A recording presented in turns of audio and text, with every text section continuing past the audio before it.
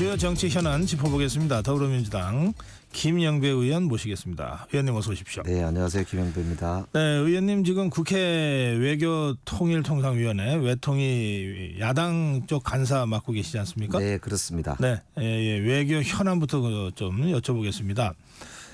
그 주말에요. 미국 전략 폭격기가 동원된 한미일 공중훈련이 실시됐습니다. 이게 지난주에 북한의 ICM 발사에 대한 대응 차원에서 진행된 거겠죠? 네, 그렇습니다. 지금 북한이 러시아의 병력을 파병하고 나서 지금 이제 신형 미사일 발사 실험을 했다. 네. 그리고 이제 그게 미국까지 이룰 수 있는 대륙간 탄도 미사일, 그러니까 이 운반체죠. 그걸 이제 시험해서 북한이 직접적으로 미국을 겨냥한 위협을 시현한 거 아니냐. 네. 예, 이런 이제 이야기가 대두가 됐는데요. 미국 대선을 앞두고 아마 이제 북한이 새롭게 미국하고의 어떤 딜을 좀 해보고자 하는 그런 시도 아니냐, 이런 이제 전략적인 그런 판단이 좀 듭니다. 네. 그 트럼프 때는 김정은이 두 번이나 만나고 그래서 한껏 이제 몸값을 올렸다가 이게 이 바이든 정부에서는 거의 왕따 당하다시피 아예 무시를 당하는 바람에 지금 어떻게든 다시 존재감을 드러내려고 그런 것 아니냐 이런 분석들입니다. 그렇습니다. 그러니까 지난번 하노이 노딜 이후로 김정은 입장에서는 체면을 구긴 거 넘어서서요. 네. 생존을 위해서는 이 무대에서 사라져서는 안 되겠고 무대에 서려면 뭔가 상대방이 나를 주목할 수밖에 없는 뭘 들고 있어야 되겠다. 네. 이런 생각을 하는 것 같아요. 그래서 러시아하고 관계도 제가 보기에는 그런 전략적 고려가 상당히 작용하는 거 아닌가 싶고 네.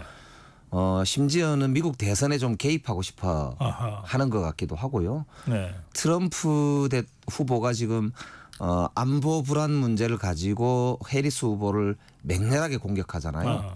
그러니까 미국 대선의 이 변수로 작용하고 싶어하는 그런 모습까지 보여지는 것 같습니다. 그러다 보니까 한미 이제 군사 이제 입장에서는 이게 아무래도 이런 이제 대응을 안 할 수가 없으니까 지금 전략 무기들을 움직이면서 안보 태세를 이제 과시하는 그런 이제 대응을 하고 있는 그런 모습이라고 봐야 되는데, 걱정스러운 것은 이것이 결국에는 한반도의 안보 리스크를 부각함으로써 오히려 우리 경제에도 좋지 않은 영향을 줄 우려가 있지 않냐. 미국 대선 이후에도 우리 국익과 관련된 입장에서 보면은 굉장히 걱정스러운 측면인 거라고 보입니다. 네.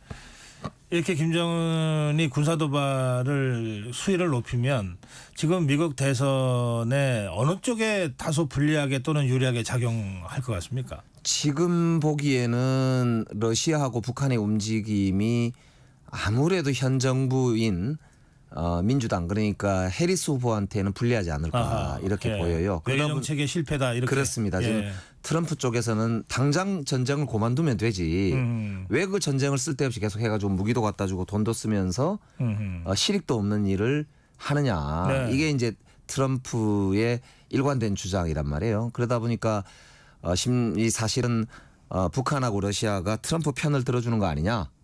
이런 이야기도 그래서 나오는 거 아닌가 이야기가 나오고요. 사실은 오히려 이제 걱정스러운 것은 그 와중에 한미 안보 협의회라고요, SCM이라고 매년 이제 미국과 우리 국방장관이 만나는 회의가 있는데요. 그 회의가 이제 56차 회의가 이제 끝나고 나서 성명이 나왔는데 10월 30일 날 미국의 비핵화 약속이라는 문구가 빠졌습니다.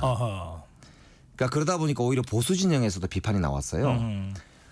미국이 오히려 이 한반도의 비핵화 목표를 포기하는 거 아니냐. 이렇게 되면은 북한 핵을 사실상 그렇습니다. 인정하려고 북한을 핵 보유국으로 인정해 주려고 하고 군축 협상으로 돌입하자, 이런 식으로 사태가 전개된 거 아니냐라는 이제 우려가 나오니까 뒤늦게 부랴부랴 10월 31일 날 2+2, 그러니까 외교 국방장관이 한미 간에 만나는 그 회의 끝나고는 브리핑해 보니까 해구 이제 이 비핵화 약속을 지키고 NPT, 그러니까 핵 확산 금지 조약에 대한 약속도 확고하게 지키겠다, 이런 이야기가 나왔단 말입니다. 그러니까 이게 제가 보기에는 이제 이 우리 국방장관을 비롯해서 안보당국이 지금 정신이 좀 딴 데가 있어서 제대로 이 대한민국의 안보 국익을 지키고 있지 못하지 않냐 이런 비판을 자초하고 있다고 보이고요. 심지어는 우리 이재명 대표를 비롯해서 야권에서는 지금 국방당국이 안보에는 관심이 없고 안보 장사를 해가지고 정권의 위기를 넘기려고 하는 그런 전쟁 유발 책동한다 뭐 이런 이제 비판을 할 정도로 네. 제가 볼 때는 안보 당국이 좀 비판을 자초하고 있는 거 아닌가 하는 걱정이 들기도 합니다. 네, 이 미국의 그 정권 교체기 이때는 전 세계가 사실 몸살을 앓을 수밖에 없는데 예. 특히 우리는 그 안보 문제가 직결돼 있기 때문에 더 좀 꼼꼼하고 세심하게 챙길 건 챙겨야 된다 이런 문제의식을 좀 가져야 될 것 같아요. 네, 자, 중요한 그런데 문제입니다. 이게 뭐 미국에서 발표되는 모든 조사가 다 혼전박빙을 지금 가리키고 있어서 정말 예단하기 어려운 선거 같습니다. 뭐 당장 내일 이제 선거가 실시되니까. 맞습니다. 자, 그런데 뭐 둘 중에 하나 아니겠습니까? 해리스가 되든지 트럼프가 되든지 그 경우에 우리 외교안보에 어떤 영향을 미치게 될 것 같습니까? 지금 누가 되든지 간에 뭐 한반도의 안보 리스크를 관리해야 하는 우리 입장에서 보면은 뭐 누가 되겠다 이런 예상을 하는 것보다는 네. 최악의 경우를 막겠다라고 하는 어허. 그런 이제 자세가 일단은 제일 중요하지 않을까 이런 생각이 들고요. 그런 면에서는 지금 윤석열 정부가 지나치게 보면은 안보 위협을 강조하면서 오히려 미국보다 먼저 우크라이나에 무기 지원할 수도 있다. 우크라이나 전쟁에 개입할 수도 있다. 이런 식의 이제 입장을 내보내는 게 저는 과연 미국 입장에서 이게 탐탁할까 이런 걱정이 들거든요. 그러니까 네. 선거를 치르는 입장에서 해리스 후보 입장에서 보면 한국의 그런 행보가 오히려 본인한테 선거에 불리하게 작용한다 이런 생각을 할 수도 있거든요. 아하. 그리고 트럼프 이제 후보 입장에서 보면 한국 정부가 자신하고는 오히려 반대되는 입장을 가지고 있구나. 한국 정부가 트럼프를 싫어하는구나. 이렇게 생각하게 할 수 있는 여러 행동들을 지금 하고 있거든요. 네. 그러니까 그래서 저는 과연 지금 윤석열 정부가 정말 국익을 위한 전략적인 그런 이제 안보 관리 능력을 가지고 있느냐. 이거를 오히려 이 미국 대선을 보면서 걱정을 할 정도 지금 상황 아닌가 싶고요. 저는 이제 진짜 걱정스러운 거는 네. 이게 미국 대선이 끝나고 나서도 지금 이제 북한 문제를 다룰 때 대한민국 정부가 패싱될까 봐 그게 가장 걱정스럽습니다. 네. 왜냐하면 해리스 후보 입장에서는 윤석열 정부가 이미 해리스 후보 자신이나 미국 민주당 정부 현 정부죠. 현 정부를 약간 패싱하고 이 우크라이나하고 먼저 접촉을 하고 무기를 지원할 수 있다라는 식의 독자적인 플레이를 이렇게 하는 모습을 보면서 이거 위험하구나. 그럼 미국 입장에서는 우리가 좀 더 주도적으로 네. 한국을 빼더라도 한반도 문제는 우리가 좀 주도적으로 해야 되겠다 이런 생각을 하지 않겠습니까? 그러니까 해리스가 이기더라도 윤석열 정부의 행동은 우리 안보에 오히려 우리 정부가 패싱당할 수 있는 가능성을 오히려 키우는 그런 행동을 하고 있다 이렇게밖에 볼 수가 없고 트럼프 입장에서는 전쟁을 당장 끝내겠다 이런 입장을 가지고 있는데 그렇죠. 러시아에 무기를 지원할 수 있고 파병 심지어는 이을 이제 우크라이나에. 생각할 수 있는 네. 이런 이제 한국 정부의 어떤 움직임 행동을 보면서는 네. 트럼프 후보 입장에서는 야 이거 내가 당선되면 어떻게 하려고 저분들이 저러시나 이런 생각을 할 수밖에 없지 않습니까? 그러니까 그럼 이제 양쪽에 다 신뢰를 잃어버리는 결과를 가져오지 않을까라고 하는 게 진짜 걱정입니다. 네. 지금 우리 김영규 의원 그 뭐 결과를 예측하기보다는 누가 돼도 최악의 경우를 피할 수 있는 국익 제1의 국익 우선의 외교안보 정책을 신중하게 가야 된다 이런 취지의 말씀이십니다. 자, 이게 여야 외통위원들이 방미 추진 중이라고 하는 소식이 있던데요. 네, 지금 우리 김건 외통위 간사님과 저하고 그런 논의를 계속 해왔습니다. 외교는 초당적이어야 하고요. 특히 지금처럼 전 세계가 자국 중심의 강대국 간의 이해관계 다툼이 심해지는 때에는 우리 같은 중견 국가는 철저히 국익 중심으로 초당적인 가능하다면 외교를 하는 게 중요하다고 봅니다. 그런 면에서는 지금 워낙 미국 대선의 향방이 초미의 관심사이기도 하고 해서 방미를 좀 여야가 같이 할 필요가 있다 이런 데 공감대가 있고요. 네. 그 전에라도 이제 외통위 차원에서 그런 이제 국익 중심의 외교 노선에 대한 공론을 모을 필요가 있다고 해서 11월 7일 날 네. 그러니까 미국 대선 끝나고 바로 이번 주 목요일입니다. 2시에 전문가들을 모시고 외통위 차원에서 정책 공청회를 열고 네. 미국 대선 결과와 대한민국 국익이라고 하는 주제를 가지고 토론회를 열거든요. 그래서 그 토론회 같은 내용을 바탕으로 해가지고 도출되는 어떤 함의들을 이후에 어떻게 만들어갈 거냐를 가지고 11월 중순부터 미국을 좀 방문해 볼까 지금 준비하고 있는데요. 아직 최종 확정된 건 아닙니다. 11월 7일이면은 미국 대선이 어쨌든 결론이 나 있겠죠. 이번에는 뭐 안 그럴 수도 있다고 안 하는데요. 그럴 수도 있다는 얘기들이 있어서 아침에 뉴욕타임스 여론조사 결과를 보니까 해리스 후보가 4개를 이기고 트럼프 후보가 3개를 앞서거나 뭐 비슷하다 이렇게 나오던데요. 네. 글쎄요, 이게 이제 어떻게 될지 도대체 알 수가 없는 상황이라서 예. 특히 이제 트럼프 후보는 이미 부정선거 문제 제기를 하고 있지 않습니까? 그래요. 예. 그리고 개표가 0.5% 이하 차이의 경우에는 의무적으로 다시 재개표를 해야 되는 주가 보니까 몇 개가 있더라고요. 네, 네. 그러다 보니까 이게 우편 투표까지 치면 실제 개표의 완료 시점이 과연 언제냐. 글쎄 말이에요. 예, 이거에 따라서 수도 있어요. 예. 굉장히 좀 혼란이 가중될 수도 있을 것 같아서 좀 지켜봐야 되지 않을까 싶습니다. 예. 자, 어제 더불어민주당이 그 주최하는 대규모 장외 집회가 있었습니다. 네네. 예, 의원님 참석하셨을 텐데요. 예, 다녀왔습니다. 분위기 좀 전해주세요. 어제 현장 열기가 무척 뜨거웠는데요. 민주당이 주최하는 장외 집회로 오래간만에 하기도 했지만 무엇보다는 김건희 여사의 그런 이제 특검과 관련된 주제였기 때문에 국민들의 압도적인 지지가 있는 그런 이제 특검 요구 아닙니까? 심지어는 뭐 대구 경북에서도 과반 이상이 찬성한다고 제가 들었는데요. 그런 점에서 보면은 어제 집회의 그런 이제 목소리 이런 거를 윤석열 대통령이 잘 들으셔야 된다 이렇게 생각이 되고요. 다만 이재명 대표도 말씀하셨지만은 지금 당장 중요한 것은 무슨 탄핵이다 무슨 이런 이야기가 아니고요. 실제로는 국민의 압도적인 다수가 요구하고 있는 진실 규명 그러니까 김건희 여사와 관련된 각종 의혹을 해소할 수 있는 방안 특검이죠. 또 최혜병 사건과 관련된 그런 특검 뭐 이런 거를 통해서 국정이 좀 정상화될 수 있는 계기를 대통령이 만들어야 된다. 국민의 목소리를 들으라.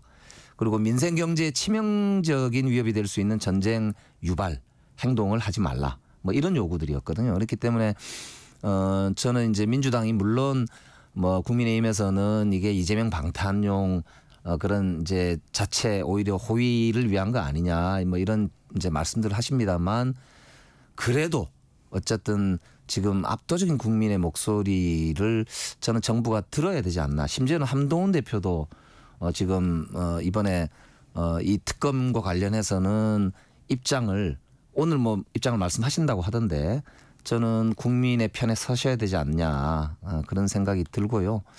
오늘 시정연설에 대통령께서 불참하신다는데 참 아쉽습니다. 이게 불통은 오히려 문제를 악화시킬 텐데요.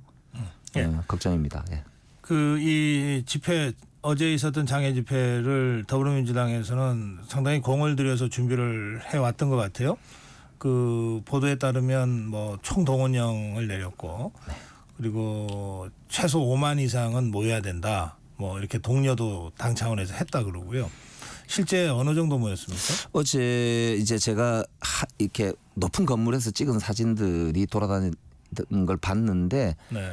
제가 본 최근의 집회 중에는 가장 많이 모인 것 같습니다. 그러니까 우리가 30만으로 추산을 했는데 제가 숫자는 뭐 정확하게 알 수가 없습니다만 뭐 최소 10만 이상은 뭐 넘어 보이고요. 네. 뭐 많은 시민들도 동참한 것으로 현장에서 느꼈습니다. 이게 이제 집회나 시위라고 하는 형태를 정당이 주도한다는 게 뭐 한편으로는 국회가 열려 있는 상황이기 때문에 민주당도 그냥 이게 다 옳다 이렇게만 주장할 수 있는 상황은 아니지만 오죽 사실은 답답하고 오죽 국민들의 입장에서 보면은 도대체 왜 이 진실을 규명하지 못할까라고 하는 이 답답함 거기에 대한 저는 답이라고 이제 민주당이 내놓은 거거든요. 그렇기 네. 때문에 민주당 입장에서는 국회 중심을 두되 필요하다면 국민들과 직접 소통도 마다하지 않겠다는 입장이기 때문에요. 저는 지금이야말로 정부 여당 국민의힘이 이제는 결자 해지하셔야 된다. 언제까지 이렇게 계속 거부권 행사하고 또 발의하고 또 거부권 행사하고 이렇게 할 겁니까? 그러니까 이제 국정 정상화에 국민의힘이 나서야 될 시점이다. 그 말씀 꼭 드리고 싶습니다. 네. 그 이런 대규모 장애 집회를 또 계획하고 있습니까? 지금 현재로서는 뭐 미정인데요. 대체로 11월 16일 2주 후 정도에 필요하다면 다시 할 수 있다 이런 입장으로 제가 알고 있습니다. 그래서 지금 이제 무엇보다는 오늘 시정연설에 원래 대통령께서 오시는 걸로 저희들은 알고 있었기 때문에 대통령의 말씀이나 또 혹은 대통령의 뭐 기자회견이나 왜냐하면 반환점 그러니까 2년 6개월을 넘어서는 시점이 딱 지금 다음 주 아닙니까? 그러니까 그때 뭐 대국민 기자회견이 있다든지 등의 어떤 그런 상황 변화 같은 걸 저희들이 좀 보고 판단을 하겠다 이런 입장인데요. 네. 오늘 한동훈 대표와의 이제 기자회견이 있다 혹은 입장 표명이 있다고 하니까 그거랑 그다음에 시정연설의 내용 그리고 이후에 대통령실의 그런 이제 2년 6개월 기자회견 등을 좀 보면서 좀 판단하게 되지 않을까 싶습니다. 네. 어제 그 장애 집회에서 탄핵 이야기를 직접 탄핵이라는 단어를 써서 이야기한 그 더불어민주당 의원들이 좀 있었습니까? 어제 최고위원들이 주로 발언을 하셨는데요. 네. 탄핵이란 직접 언급을 하신 분은 없습니다. 물론 이제 하야 네. 뭐라는 단어를 쓰신 분은 계세요. 근데 이재명 대표는 어제 발언을 작성된 원고를 중심으로 말씀을 하셨고요. 네. 특히 마지막에 요구사항을 말씀하실 때 아까 말씀드린 대로 특검 수용 그다음에 전쟁 유발 행동 중단 네. 뭐 등 이제 국민적 목소리, 국민적 눈높이에 맞는 그런 이제 요구사항 이런 걸 발표를 하셨단 말입니다. 그렇기 네. 때문에 그게 당의 공식 입장이다. 이런 말씀 네. 거듭드립니다. 예. 근데 지금 말씀하신 대로 탄핵이라는 단어만 쓰지 않을 뿐이지 뭐 하야라든지 또는 2년 임기 단축 개헌 이건 사실 그 2년 임기 단축이면은 올해 말 그만두라는 건데 내년 초에 그 2년 임기 단축 개헌을 이제 발의하자라고 하는 의원들이 몇 분 이제 네. 모임을 만드셔가지고 제안을 하셨잖아요. 예. 당 내에서도 의견이 분분합니다. 아 그래요. 예, 그래서 그게 모아진 당론이 전혀 아니고요. 논쟁 중이다. 그렇게 보시면 되고 다만 시민사회와 원로들께서 말씀하시는 임기 단축 개헌 같은 경우는 아마 윤석열 대통령 주변에서도 거론이 되는 것으로 제가 들었거든요.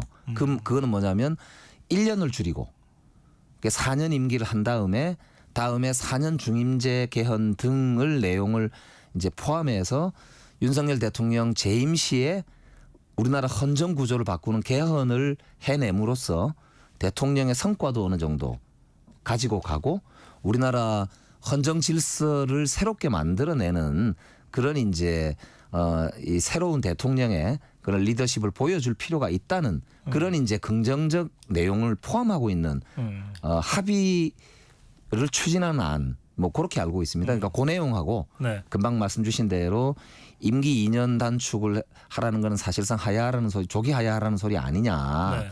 탄핵의 다른 말 아니냐라고 이제 말씀하시는 내용하고 좀 다른 내용. 그렇죠. 이라고 예.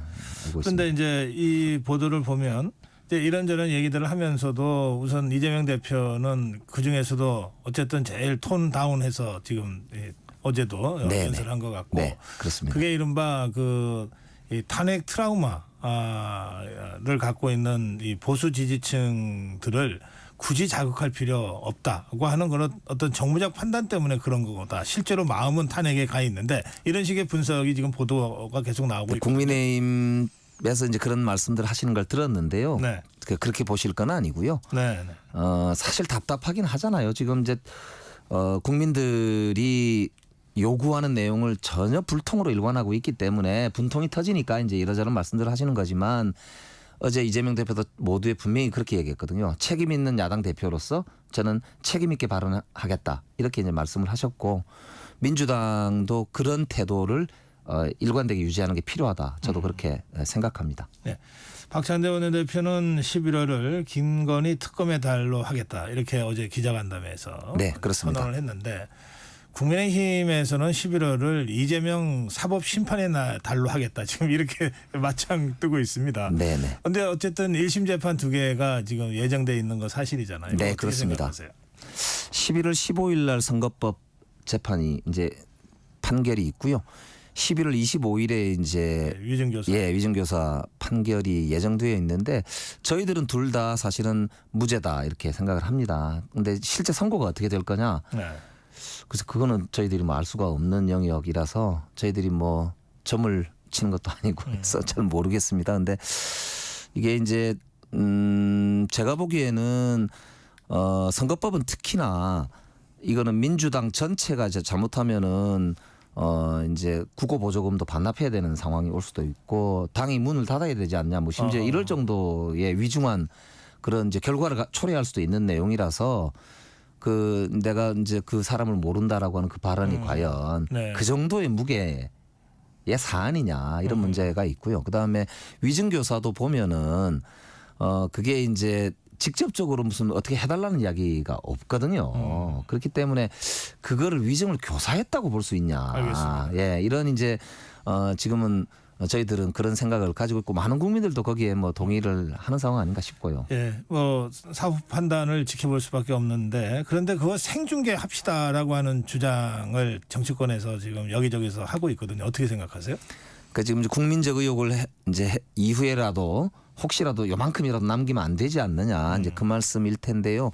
저는 이런 아주 중요한 재판들은 중계를 검토해 볼 수도 있다고 생각합니다.